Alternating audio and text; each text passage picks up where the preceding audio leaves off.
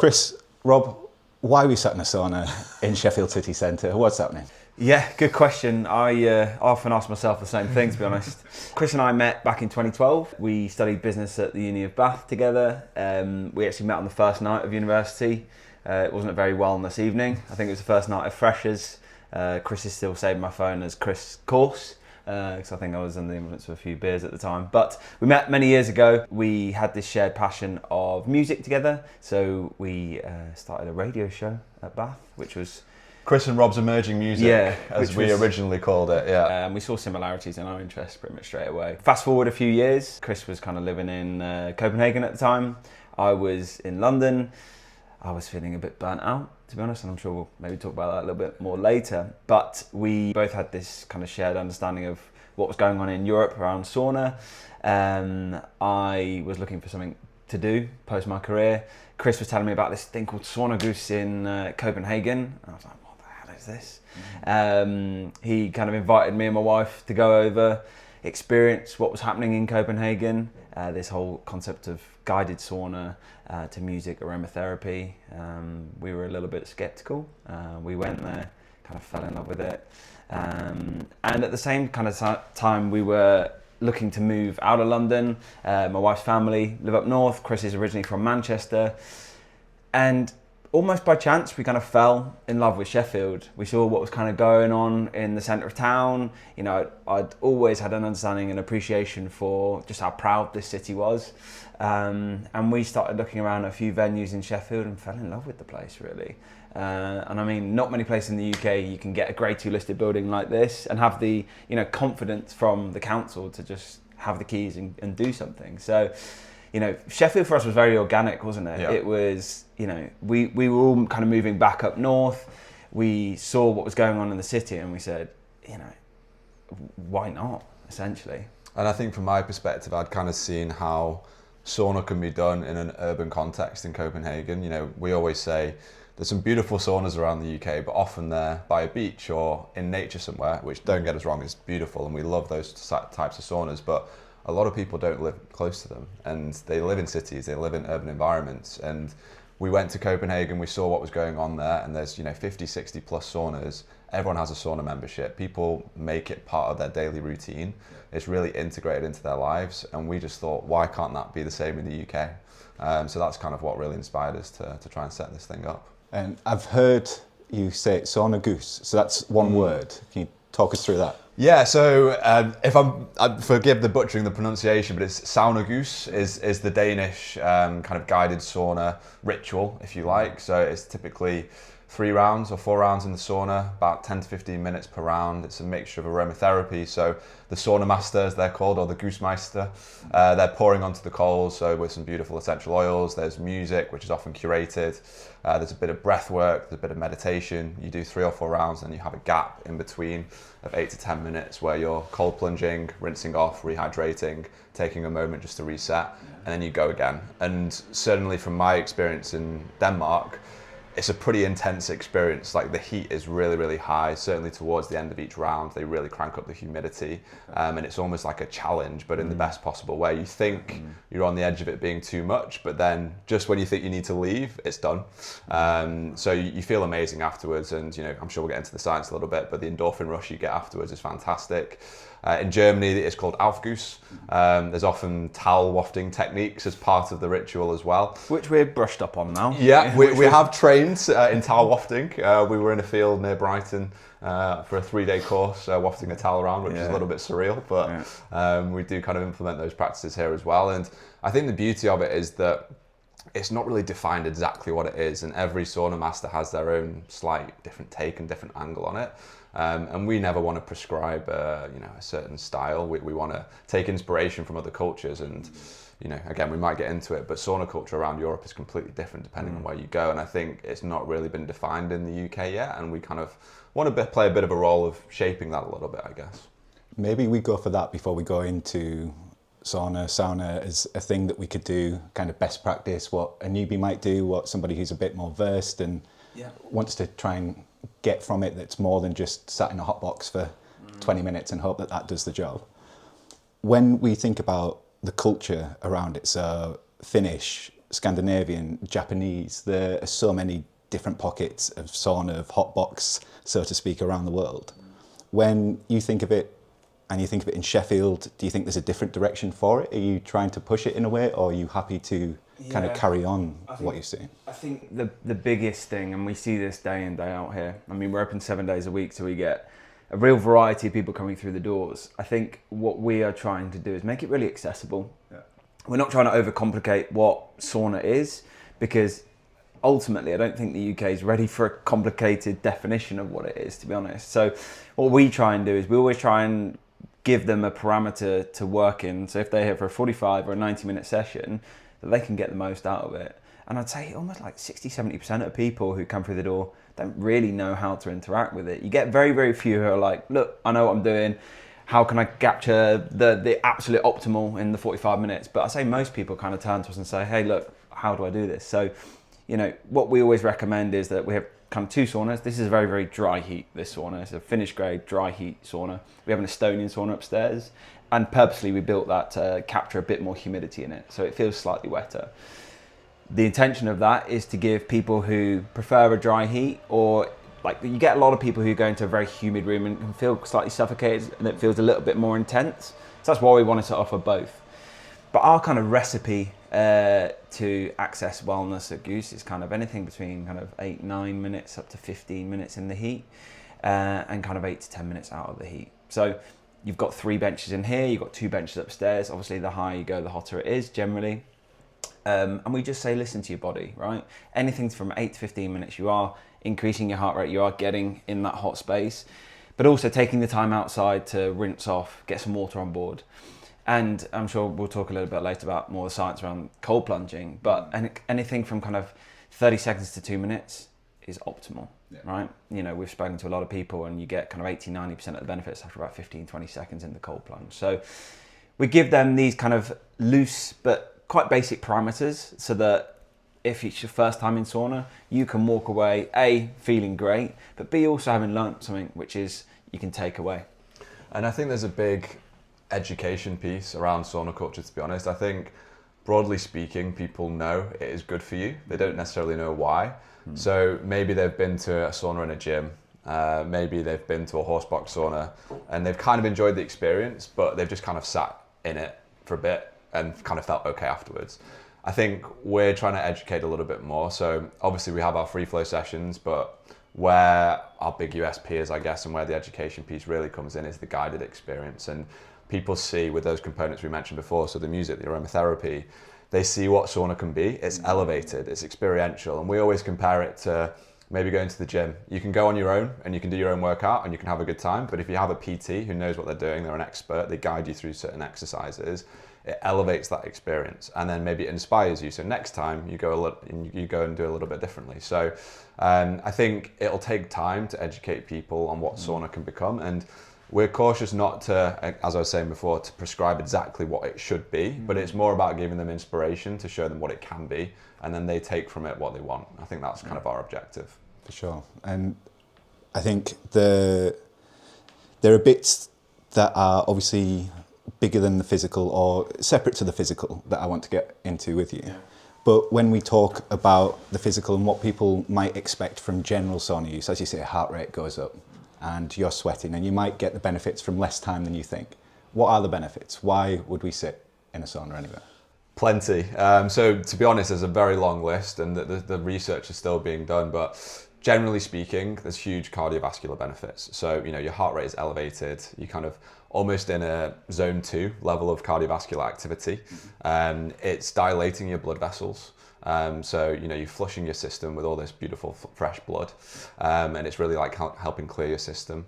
You get an endorphin spike, so which I think the main benefit of that is that it lasts throughout your day.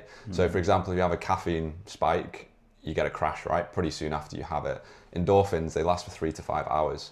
So when you get this glow and this amazing euphoric feeling after you sauna, it doesn't just disappear, it stays with you. So we have so many people who comment on like how good their sleep was, how kind of restful and peaceful they were for the rest of the day.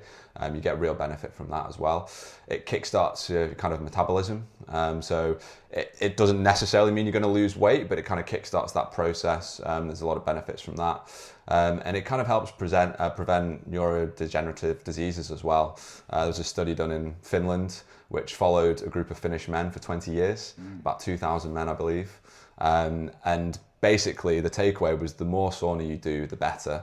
The risk of Alzheimer's was reduced, all these kind of diseases, the more sauna, the better. And so we always say it's like a workout for your internal organs. So if you go to the gym, you work your muscles and it's quite obvious what you're doing, but you don't really know what's going on inside. When you do sauna, you're kind of working your internals, which I think it explains why you feel so good afterwards. And when you think about building it into the week, so the more you do, the better. You do it daily if you could.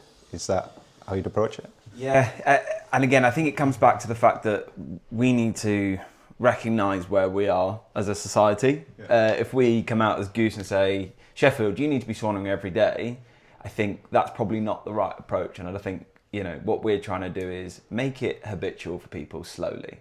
Whilst it would be great to have people in there every day from a mental, from a physiological perspective, anything from 2 or 3 times a week versus nothing, you will see these benefits, right? So if it means that you're coming once, twice a week, you will start to see some benefits, as Chris has mentioned as well. And I think for us, we don't want it to be an add-on anymore. We mentioned the gym saunas before. You might go for 10, 20 minutes after a session. Maybe the room's not quite hot enough, it's at 70 degrees, you're not quite sweating enough, you don't really feel the benefit.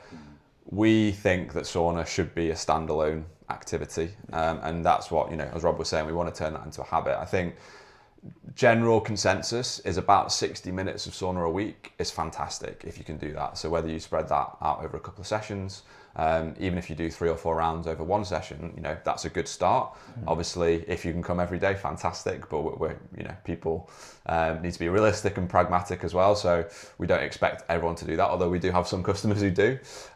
So yeah, once a week is a good starting point, and then aiming for kind of 60 minutes of sauna per week is ideal. For sure. A benefit that I've noticed, so this ties a couple of elements of what I think you can get from it together.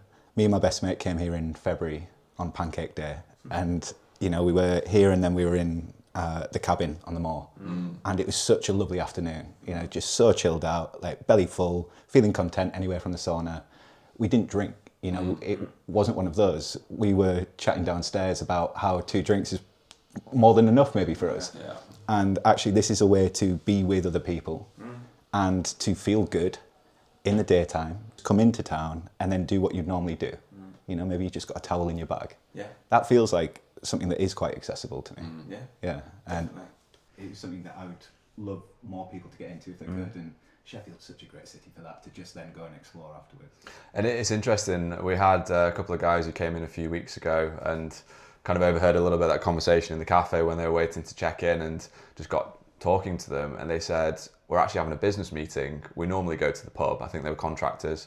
Normally go to the pub, have 3 or 4 pints, feel a bit bad afterwards, and we thought we'd try something new, so we're going to have our business meeting in the sauna instead.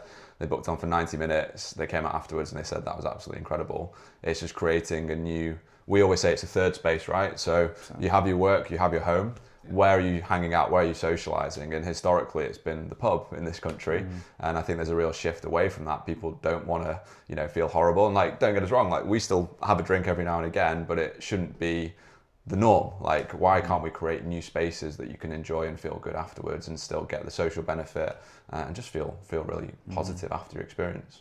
For sure. the last physical benefit, I think, I don't know if I mentioned it there, I just got a bit excited about the actual day that we had, was my skin feels so much better. So I didn't have a sauna routine until this. And then I'll admit I'm going to my gym one, and sometimes, like you say, it's 70 degrees and I'm getting up to the top deck as quickly as I can. But for the most part, it's about 90 degrees. It feels good. And I've really enjoyed that post session. But it's how my skin seems to open up and you just feel fresh kind of inside out, which I didn't expect, you know, but now that I felt it, I don't really want to go back to not feeling that effect. And what we often say as well, there is a lot of science and there's a lot of research that has been done, and you know, people can absolutely get into that. But ultimately it comes down to, do you feel good afterwards? And we see the transformation of people when they come into this space. They come into the cafe, they've maybe had a busy day, they're a bit stressed, they're a bit, kind of aggy, whatever it might be, and then they go and have their sauna, and then when they leave, they are transformed, and they have the physical reaction. You can see the glow on their face, like their skin is genuinely glowing. They've got a smile on their face, but then mentally, they just have this clarity and this sense of calm, and that's the easy bit of our job. Like the sauna does the talking, and all the kind of the physiological benefits are there to see and there to feel. So you don't need to overcomplicate it with the science if you don't want to.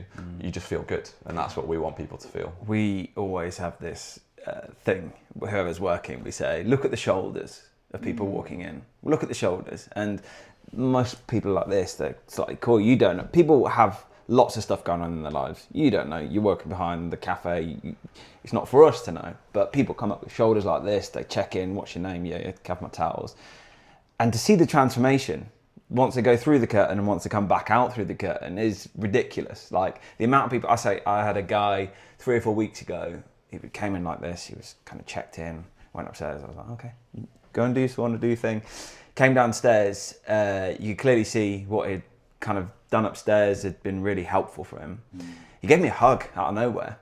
He said, you have no idea how much I needed that. And that's it, right? Like there's a lot of science going on as well, but to see the transformation day in, day out, I think that's what gives us the energy to keep carrying on. Opening a business is not hard. It's not easy, sorry. It's extremely, extremely hard. And you need to hang on to these little parcels of joy, these transformations of people, because genuinely when you are having a hard day, more often than not you get a customer come in who's a bit tight, bit aggravated, and comes down and their shoulders are dropped, they're smiling, they're talking to you, and that's what really gives us the energy to keep going. And I think from the guided experiences we've had, we've got some amazing facilitators here, and that they hold the space so well. We've had some really kind of emotional reactions kind of either during the session or after the session. It's like a big release, because it is an intense experience, and people come to us and say, I didn't know I needed that, but I really did. And they're so grateful. There's a lot of gratitude for kind of allowing them to experience this thing in the sauna. And we always say these 4 walls are like kind of the safe space and the sacred space. It's so nice being able to just remove yourself from the world for 30 minutes, 60 minutes, 90 minutes, whatever it is, and have this feeling. And I think that's what we're trying to create. There's something in that. Why do you think it's necessary to have a space for us to relax in? It almost feels to me that you've created this thing, but should it be necessary? Does that make sense, the question? I mean, like, so this morning, for example, I was listening to 5 Live on the way in. There is so much going on in the world right now, right? You don't even need to have turn on a radio. Look around, right? We are constantly connected. Like, driving in my car, I'm getting text messages, I'm getting stuff pop up, I'm getting 5 Live in my ears. There is so much going on. To remove yourself from that digital kind of, it over envelops you, right? And have that almost digital detox. Like we are quite strong to say, leave your phones outside, right? Leave your phones in the lockers, leave your phones downstairs. To have that time and space. When else? People take their phones to the gym nowadays. They're quite often recording their work. Like, ultimately, your phone's not going to work in 90-degree heat. So whether you like it or not, it's not coming in here.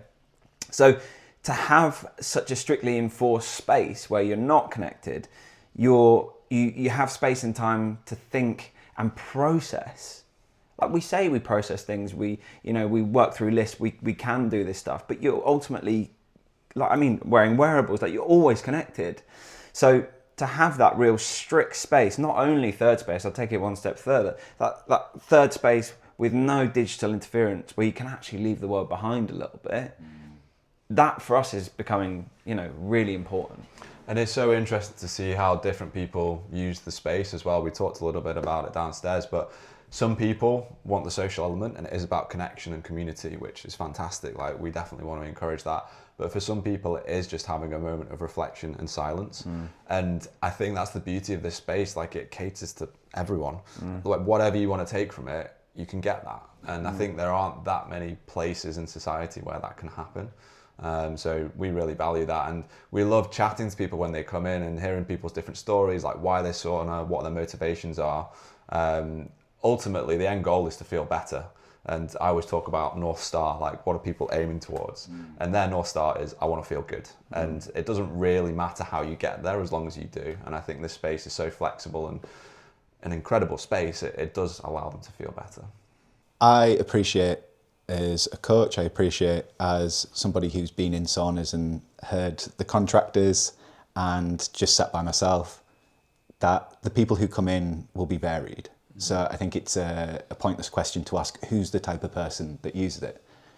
We might have contraindications to sauna use. So for instance, pregnant women, young folk, older folk, you know, medically speaking, there'll be some people who might not benefit from it in the same way. But is there a type of person who you've met or come across who wouldn't benefit from it because of maybe a character trait or personality? That's a great question. No, is my honest answer. I mean, we have people, I mean, we've got very close friends who are extremely neurodivergent. They find that the contrast therapy is the only way that they can switch off. We have people who are, like myself, I'm very, very horizontal. And in my mindset, I can process things, and I'm the opposite end of neurodivergent. For me, it offers great clarity and visibility of things. When I see stuff and it's scattered, it gives me real kind of structure and format. So wherever your mind may be, mental health, neurodivergent, sauna can benefit you. And Chris talked about it before. They talk a lot about in sauna and contrast therapy in the flossing methodology, right? So you're raising your heart rate in the sauna, you're lowering it in the ice bath. And through doing this, you're acting as like a flossing effect between your high heart rate and your low heart rate. I always think about that as you're kind of flushing out wherever your brain chemicals, your body chemicals, your physiological impacts, walking in here, what sauna and ice do, it equalizes it all.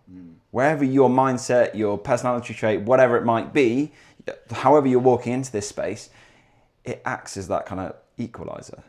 So I would challenge anyone to be like, oh, sauna's not for me because I have to sit still. Well, actually, there's research and there's a lot of people who are neurodivergent or whatever they may have who come in here and get an awful lot from it. So in terms of people who go, not for me, I would just challenge you and say, give it a go. Yeah, and I think one thing we do emphasise as well is to leave the ego at the door. Yeah. Because I think we live in a competitive society often, and people come in and they think they need to spend however long in the sauna. They want to push themselves and stay as long as possible in the ice baths. You don't need to. No. And what we always say, as Rob said before, 30 seconds to 2 minutes in the ice baths, it's enough. Anything less than 14 degrees in the ice bath, it's enough. If you want to do 5 degrees, great. If you want to do 3 degrees, great. But you don't need to. And I think that's what makes it quite accessible. We have so many people who turn up and they're kind of scared of the ice baths, to be honest. And you talk them through it and you give them some advice and you say, look, you can do 30 seconds in the 12 degrees and you will benefit from that. And then they go and do it and they realize it's actually not too bad. But that's the win. Like, it's just proving to yourself and proving to your body you can do hard things. And I think the whole thing with saunas and ice bath, it's a positive stress on your body. Like, we shouldn't be afraid of that kind of stress. You get so much benefit from it. And so next time, once they've done the 12 degrees, they get a bit of confidence. Maybe they try the 10, maybe they do 35 seconds. And you can just kind of, over time, develop it. It's practice, and you're kind of nurturing that muscle and that repetition. So as Rob said, I think it can benefit anyone. And I think even if you do have a few little fears, just come and talk to us and we can guide you through it. There are maybe 3 things to pick up on there if I can. So what you described there as positive stress, eustress is the term. I don't know if you come across that. So distress, dis-ease, but eustress, like euphoria. It's something that if you put yourself into and you choose to, it might mean that your resilience over time increases, which is an amazing thing to have. You can build grit by sitting down, and I see it, I heard it yesterday when I was sauna mid-clients. There was someone next to me who was really fighting to stay in the room. And that's not my experience of it. But that's obviously valid. If they're trying to get to a time, they want to maybe prove to themselves that they can do that, then that's great. Maybe they're building their resilience in that way. But I've actually found that I don't push for 20 minutes anymore. Like, if it feels good, it feels good. You leave when you're done kind of thing. And just that feeling of my heart rate wasn't as excitable as it could be. My breathing was at a nice point. Versus the kind of, it's going to be different for everyone. Yeah. The fear of the ice bath, now that's somewhere where I think for me, I'm still the, when I get into it. I think I told you when I went from here to the 3 degrees one, it felt like my shins were being pulled apart. Yeah. And that was like a semi-worrying experience, you know? So when we think about fear for the ice bath, what are people scared of? In a nice grade 2 listed building in Sheffield, what are people scared of? I think the biggest thing is that when you look at cold water in general, I think people's perceptions of it is in a lake, in the sea, they can run in, they can move about, they can kind of almost shake off that kind of physiological reaction. Whereas here, it's you and the cold sitting still. So I think it's that, first of all, it's that fear of like, okay, I'm just going to sit in this cold water and just be. I think that scares a lot of people. And, you know, we work with a fantastic breathwork coach here at Goose. He does lots of guided sessions here. And he kind of gave all of our staff a bit of training about how to guide and train people through cold water. And simply breathing in through your nose, out through your mouth. And as long as your exhale is longer than your inhale through your nose, you are telling your body it is okay. Yeah. And we kind of took that on board and we were like, sure, sounds fine. But when you start practicing it yourself, and having guided a lot of people in the sauna and the ice baths myself as well, to see how such simple instructions for themselves to their own brain calms them, lowers their heart rate, and lets them feel in control. So it's little pieces, and again, come back to what we were saying right at the beginning of the conversation, we're here to keep things simple. We're here to give people the tools and the framework so they can get the most out of it. And as simple as 4 and 6 breathing, in for 4, out for 6 through your mouth, it allows them to get so much more out of that. And again, to your question, once they've got that kind of 8-10 seconds of shock under control, they start to feel their body calming into the water, then they can kind of sit back, relax, and get the most out of it. Yeah. And I think for a lot of people, it's simply the fear of the unknown. Like a lot of people haven't been in cold water before. Maybe they've been to a swimming pool at a leisure centre or on holiday and it's 30 plus degrees outside and it's kind of a warm, pleasant experience. So just trying it for the first time is often the biggest hurdle. And once they do that and they realise they are okay and their body knows it's okay, the next time they find it so much easier. We always say, when you're doing your sauna rounds, the first cold bath is often the hardest, even if it's 10, 12 degrees. Next time, even if you go in for 3 or 5, it just feels a lot easier because your body knows it's okay. And it's so psychological. Like you will be fine for 30 seconds, but it's just proving to your body that you will be fine. I think that's the challenge. I want to pick up on one thing you said as well. Like, even if you come in here with the intentions of like 90 degrees and 3 degrees, that's what I'm going to do. I'm going to do 3 rounds today.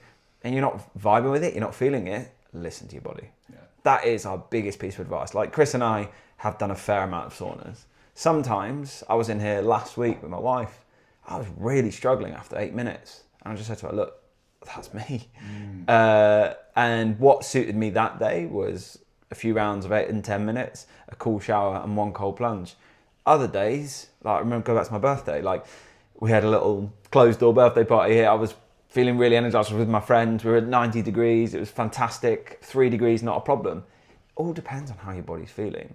And particularly for ladies as well who have the cycle to contend with as well. And Evie's done a fantastic video talking about how to interact with sauna and ice on the cycle. They've got another kind of thing to take in mind as well. So listen to your body is the biggest piece of advice. I think that's one of the benefits of doing sauna regularly as well. I think if you're only doing it occasionally, you almost feel this pressure to stay in for as long as you can to kind of get your money's worth or whatever it might be. I think if you do come regularly, as Rob mentioned, you learn how your body feels and there's way less pressure to do anything specific. You can just do what feels good that day. So, along with all the other benefits we mentioned of doing sauna regularly, that's another big kind of benefit from doing it as often as you can. If you enjoyed this episode of Fitness and Thinking, please do leave a like, comment, and do subscribe if you haven't already. Lots of people will watch an episode or two but not hit that subscribe button, meaning that they miss the future episodes, meaning that maybe to those algorithms it doesn't look like they're that interested overall in the project. But I get the sense that more and more of you are. We're into triple digits in terms of followers and people tuning in both for the podcast and the newsletter. And even this cat is checking us out. Yeah. This is potentially a cheeky question, not least because I'm in a position to afford a gym that has a sauna on it, and I've been lucky to come to this one. As we described downstairs, the value of it, the packages that you offer, you're trying to make it accessible. You're in the north of England, you're not in London. Yeah, and I think you recognise that. But there is, I think, maybe a feeling, and I say this as somebody who's had it and somebody who deals with it, when I try and explain my prices to potential PT clients, you're paying for experience, you're paying for knowledge, you're hopefully paying for something that is more than the everyday. But wellness can feel exclusionary. It can feel exclusive. You know, maybe it's not for me. It sounds really expensive. It's pretentious. You know, guided breath work in a wooden box, that's not going to be for me.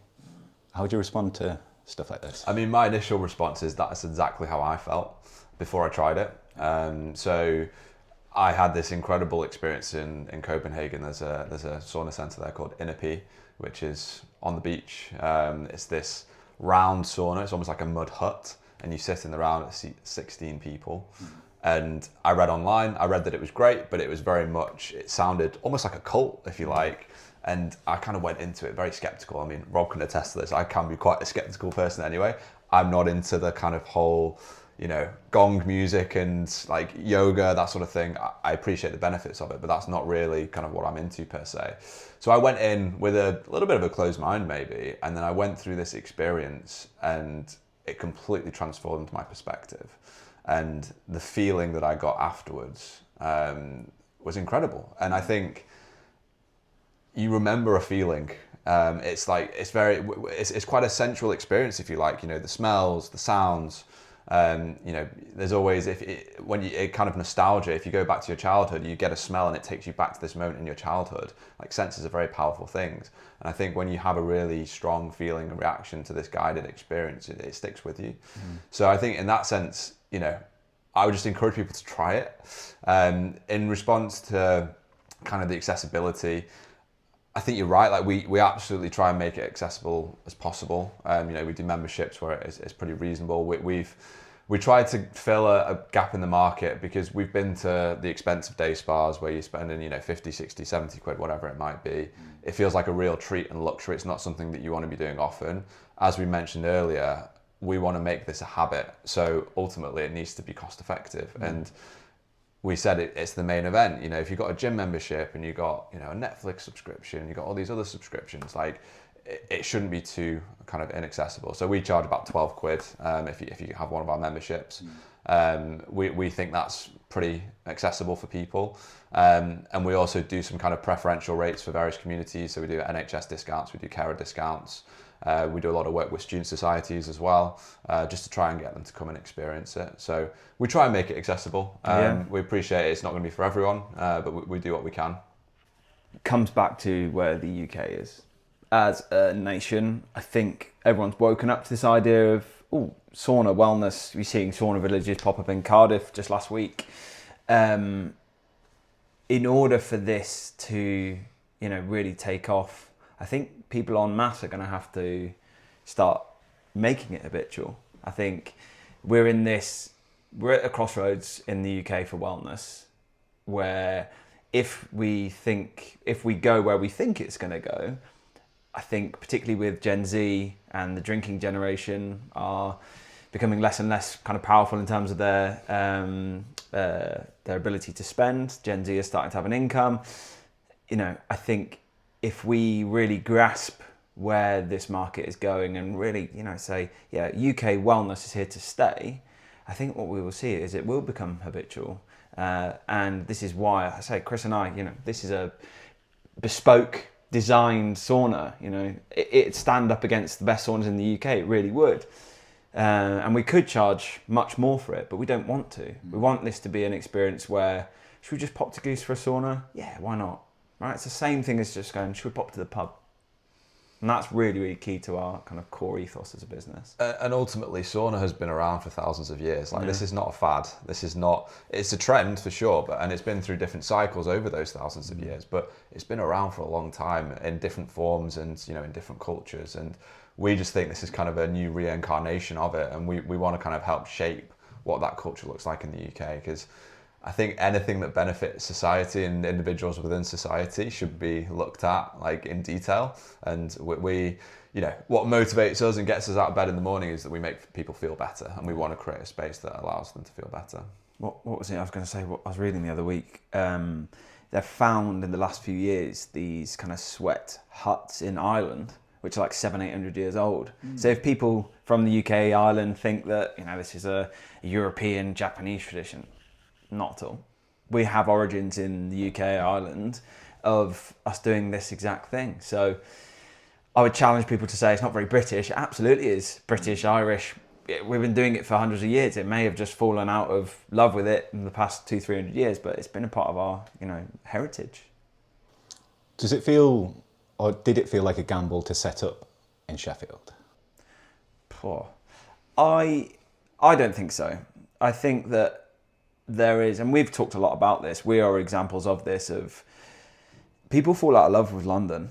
And I think there's a growing trend of people to, particularly post-COVID, to second guess whether London's all it's cracked up to be. You know, I was working a job where I'd get up at 5:45 every morning, I'd be back at 7 in the evening, I'd always be on call, and for what?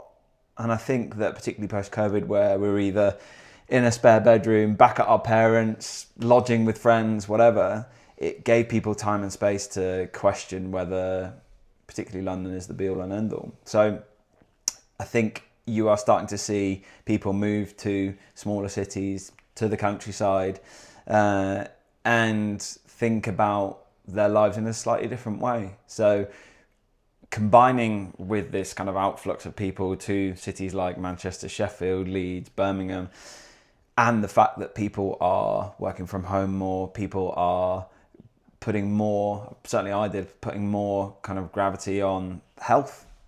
To us, it didn't feel like a gamble. And I think for Sheffield, I mean, one of the main drivers that we chose it was, well, lots of reasons, but one of them was there's such a big sports community here, and wellness and health, and people love exploring, doing exercise, looking after their body.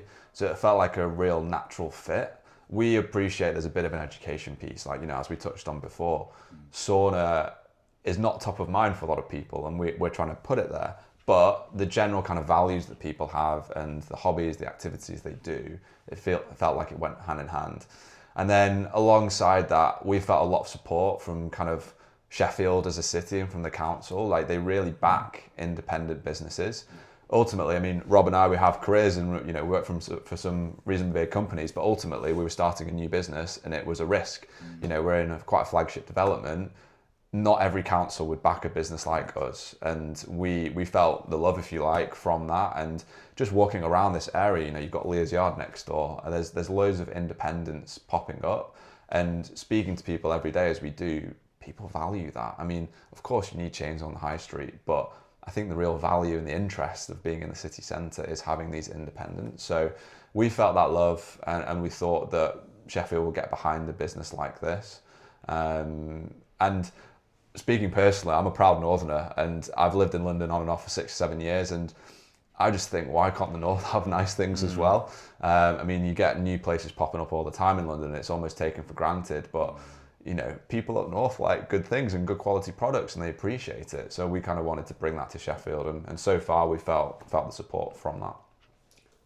I want to call something out just as a point, that we are all in our 30s. I'm a little bit older than you two. I also worked in London. I found wellness, came up north, restarted. I was made redundant from my remote London job and went all in on the coaching. That seems to be a spiritual thing almost, like an identity piece. Like, we're all tapping into something there, left the big city, kind of wondering if there's more to it than just the corporate job. What do you think's going on there? Is that something that you see in your friend? Is that something that you've seen in Goose? Like, what is that? Yeah, I think it takes many forms, whatever it is, and I think people can take from it almost what they want, right? Like, I left alone, I'm probably quite, you know, I think fate has a lot of things to play, a lot of hands to play. You know, personally, I was in a position where it was a very sales-driven job. The kind of calendar year would finish about 21st of December. For 2 Christmases on the bounce, by the 22nd of December, I'd be in A&E with a stomach ulcer. So, I remember it so vividly. There was a point where I was in A&E. I was just said to my wife, well, my fiance at the time, I said, look, what is the point? What is the point? She's an incredible mathematician. So she sees stuff in black and white.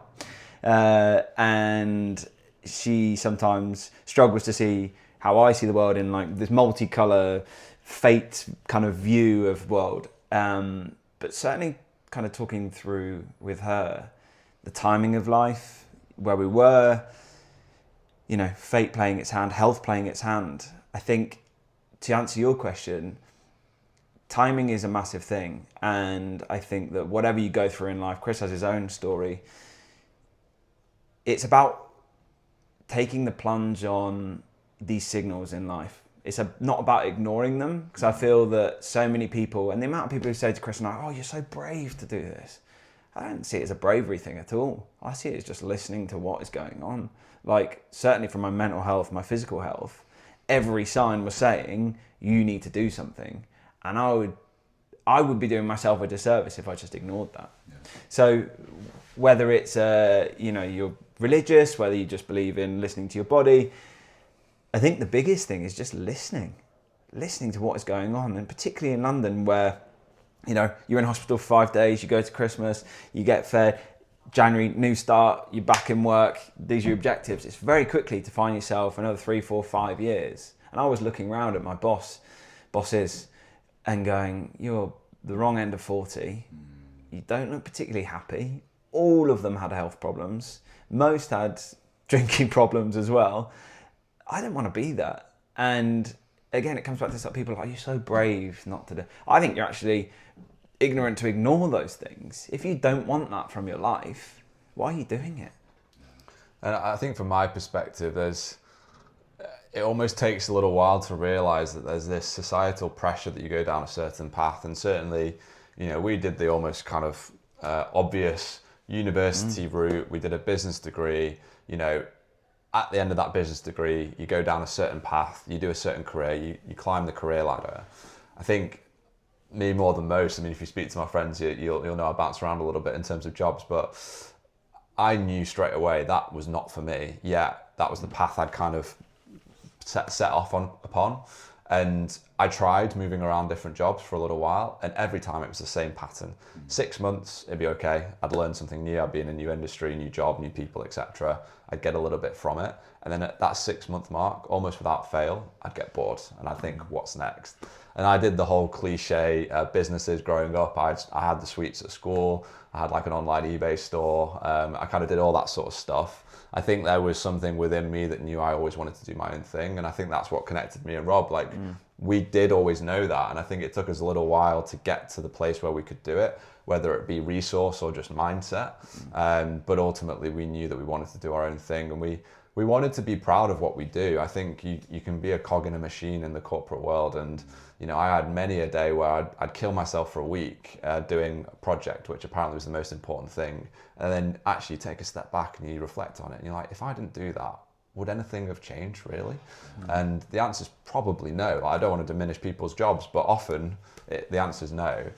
Whereas I think here, we're a small business and we play a small part in people's lives, but we feel like we are making people's lives better. And I think, you know, when you look back on your life, what you've achieved, for me, that's really important. Like, what did we do to make people's lives better?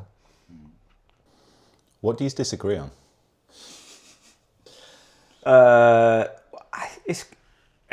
I mean, what the last 12 months has shown us is the resilience of friendship.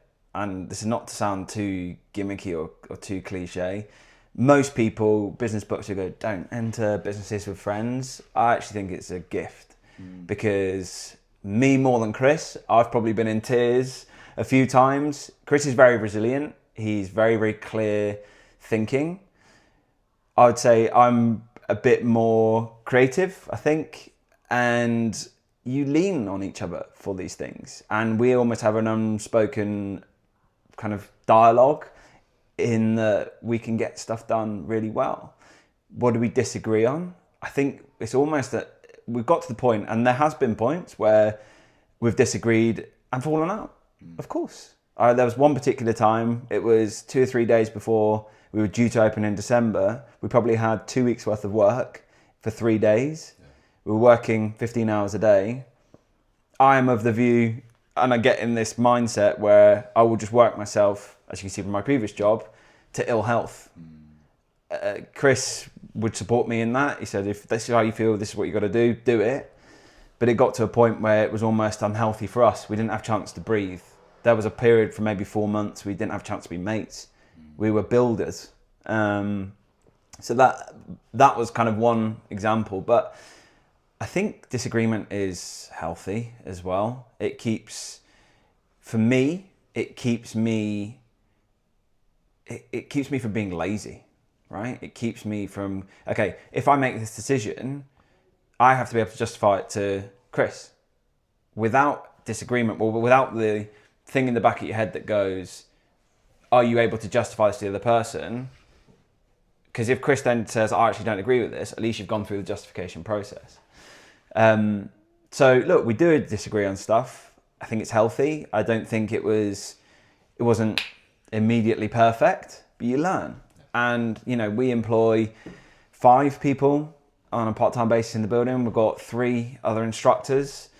You know, if we didn't learn those lessons early on and we weren't able to be this concise team, you know, I wouldn't want to be making those mistakes again right now. And I think it goes back to this thing of being like a good parent almost. Like, if you've got disagreements, let's go and take a sauna. Let's go and have 5 minutes together. You know, I think in the past few weeks when we've started to get more help on board, we've been able to have time, you know, with our wife and partner away and be friends again and talk about business in a really positive way. And I think for us, both of us, they're particularly grounding for us. And we have some really good conversation with my wife and Chris's girlfriend in a really positive way as well. We talked a little bit before about positive stress of the sauna. I almost see the disagreement as the same kind of thing. Like, it's a positive thing, right? The friction is almost, it can be good. And I think for me, it helps challenge my thinking. Like Rob and I, we do think very differently. And I think we have very different skill sets. And I think that's why it works so well. If we were the same person, I don't think this would work. And I think ultimately we've tried to remain humble during this experience because we are new to this. Like, we have our own careers and our own experience, but we've not set up a sauna business before. We've not set up a cafe before. So of course we're going to make mistakes. And even if you think you are right, it is so healthy to have someone to challenge your thinking. And you might not change your mind, and that's okay. But often we do change our minds. And, you know, we have changed direction a lot because of each other. And I think ultimately we're really happy with where we are right now. And I think we've needed each other to get there. I think certainly if I was on my own, and I don't want to speak for Rob, but I'd imagine it's the same. If we tried to do this on our own, we would not have been where we are today. And we would have made very different decisions, and I think for the worse. So yeah, as Rob said, we do disagree, but I think it's in a constructive way. For sure. And friction's something to hold on to, isn't it? If there weren't friction, then things would just slide and maybe never recover. So I think it's massively important. And to have a space to do that in, like you say, the third space or a different space, to actually step out from where you are and look at the thing is massive. Provided that not too many conversations are looking at the thing, that it's in it and about it, if that makes sense. Yeah, self sense. Yeah. What do you think the misconception is of where we're up to? So we've spoken about the positives, we've spoken about not trying to define it too strictly. What are the misconceptions of sauna while we're here? And maybe if you want to talk about being in a business, being in a community like Sheffield, do you think you could speak to this? I think the biggest misconception we fight is this: you still have this large generation of people who grew up in 70s, 80s, who see a sauna as a sweatbox, and it almost carried this slightly, I hate to use the term, but slightly sleazy element to it. It was either, you know, something that was done that was a bit of a fad in the 70s, 60s, 70s, 80s. So educating that it's a really, like, how we keep this space really clean, really pristine. It's executed with a real high degree of detail.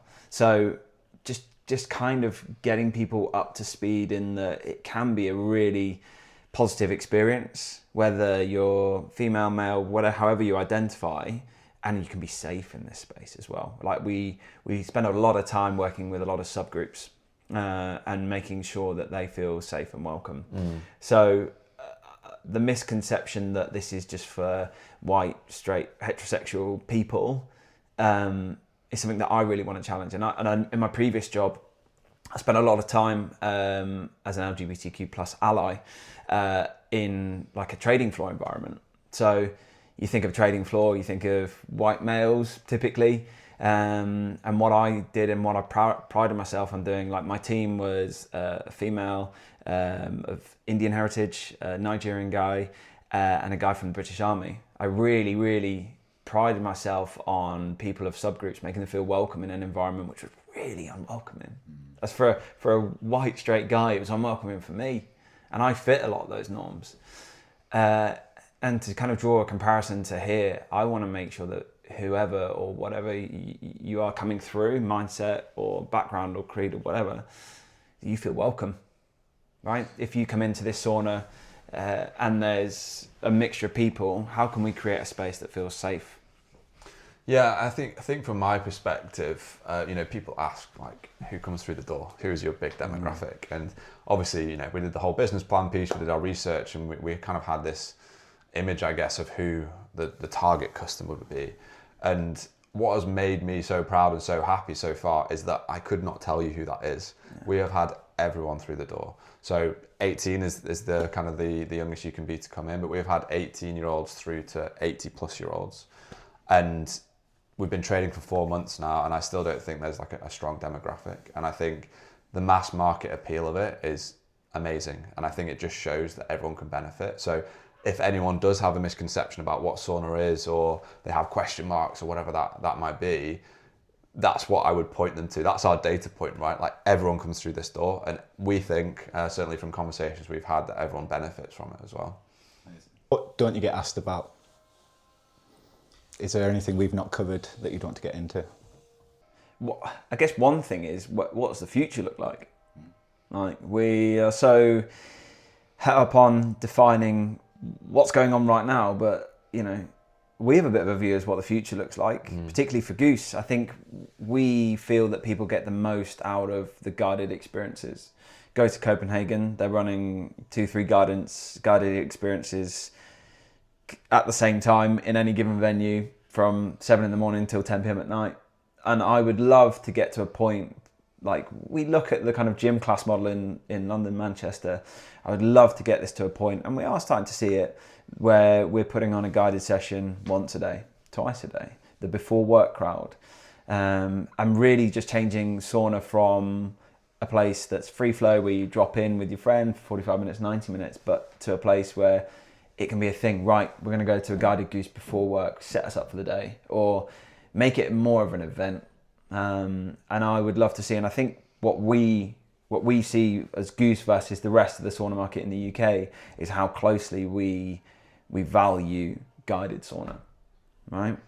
100%. And I think we want to build a community as well. We want to make this a community space. Rob's touched on it a little bit. We try and back subgroups for sure, give them a space to enjoy. But there are so many communities out there, and we want to create our own community as well. Like, there are so many run clubs in Sheffield, which is fantastic, and we do a lot of events with run clubs, but why can't we be a sauna club? You come on a Tuesday night, Monday night, whatever it is, you have a group of friends, you go and sweat together, you go and ice bath together, and then afterwards you hang out, and it's another social space. I think in society these days there is a loneliness problem, and I think creating another space where people can meet other people.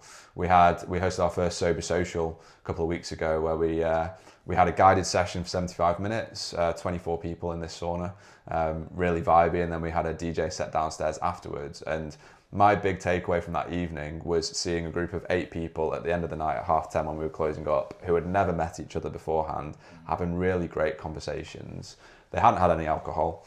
They just shared this experience, and I don't know if they've stayed in touch since, but on that evening, they were friends. And I think, you know, that is what gives us a lot of joy, bringing people together. That's what we want to keep doing. Sure.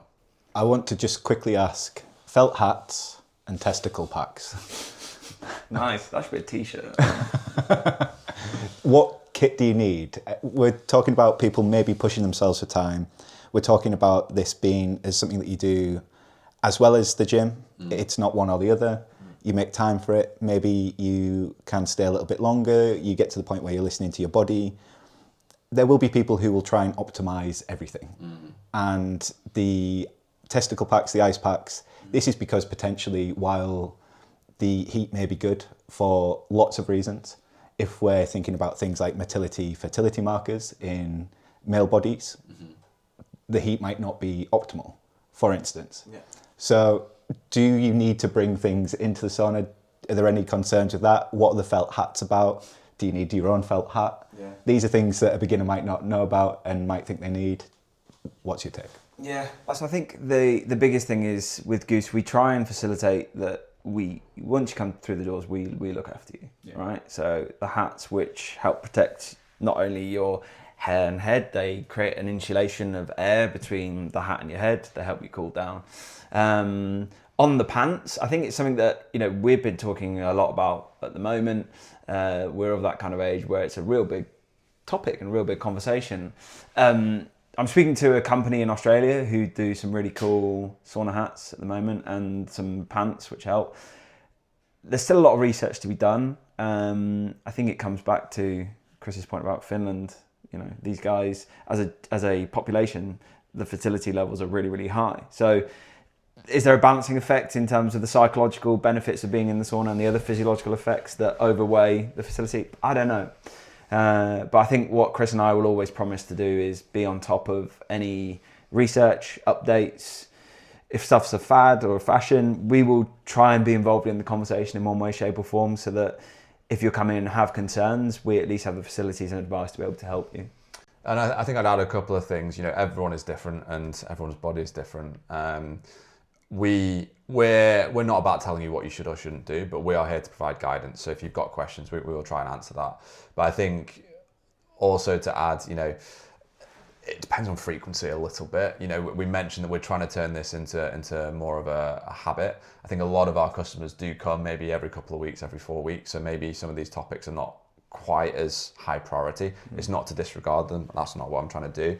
But it's maybe a little bit different to if you are sauning every day. You know, if we had we do have a few customers coming regularly, but as we get more people doing that, that's probably when it becomes even more important. And we'd point people in the right direction of what equipment to get if they need to. I would say that we lend the sauna hats out here, so you don't need to bring your own. But certainly the fertility pants, you know, if that is a concern, we absolutely encourage people to bring it. It's not something we necessarily offer right now, but we might look at doing something in the future. From that point of feeling like this is a one-stop shop, where would you want to send people from this conversation? Have you got links? Have you got reading other than actually getting them to come in for a session? Yeah. So I think our website's a really good place to start in terms of information about the free flow. So we do 45-minute, 90-minute free flow, guided sessions. So we're really working hard at the moment to try and build a real nice plethora of guided sessions, whether that is a somatic movement session, so 30 minutes on yoga mats on the top floor, working through movement, reconnecting with your body, into 2 rounds in the sauna and the ice, breath work, which I mentioned to you earlier. Dr. Tim does a great 35, 40 minutes on the yoga mats, down-regulated breath work, followed by 2 rounds in the sauna and the ice. And we also have heat. We've got yin starting in the sauna. We're really excited about that. So that's down to 50 degrees, seated yin. It's going to be beautiful. So I think curiosity is the biggest thing I'd encourage. Have a look at our socials, have a look at our website, see what kind of guided sessions we're holding. And what we're seeing at the moment for those who have given guided a go, the retention of them to sign on. We have a few customers who sign on for every month in advance for our instructors. So it's a real sticky product. We think it's sticky because people get an awful lot out of it. So just be curious, see what we've got coming on, and just give us a go. And on that point, I think if you want to do some wider reading, there's a fantastic book called Sauna. We actually have it in our cafe. It's a British journalist who's basically travelled around Europe, going to all different kinds of saunas and experiencing different sauna cultures as well. And it gets into the aesthetics, so you get some beautiful saunas like on the fjords in Norway. You get the sweat boxes and the kind of the huts that Rob mentioned before, but also it taps into the science a little bit, and it gives you the high level. It doesn't get too technical, but the high level scientific benefits of it. So we have it in our coffee shop. We encourage people to read it, but also if you want to pick up a copy online, it's a really good read and a really good starting point to kind of learn about sauna culture. Amazing. And just a little link there, Yin Yoga led by Maddie, who was on one of the earliest episodes of Fitness and Thinking. So just the way that all of this ties together is wonderful. So thank you very much for your time. Like, subscribe, make sure to follow Rob, Chris, Goose on socials, and yeah, let's grow the wellness community together, right? Hey up, cheers for making it to the end of this episode. If you enjoyed that one, I think you might like this one. And why not subscribe if you haven't already, so you never miss an episode again.